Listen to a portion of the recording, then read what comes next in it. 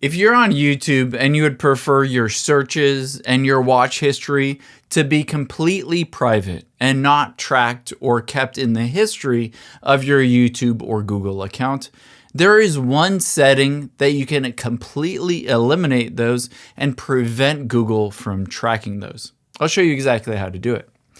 Now, if you're on an iPhone or an Android, open up the YouTube app. I'll also walk you through some steps if you're on a computer instead.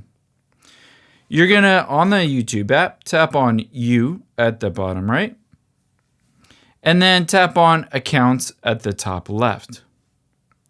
Scroll to the bottom and tap on Turn on Incognito.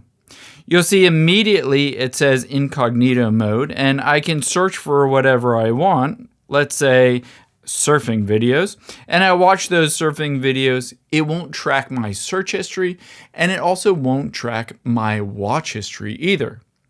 When I want to get out of incognito mode and I'm okay with it tracking again, tap on the U button at the bottom right, and then just tap on Turn off Incognito. Now let's say you're on a computer instead, not on the app. You can easily do that, but there's no option to go to incognito mode in the desktop-based version.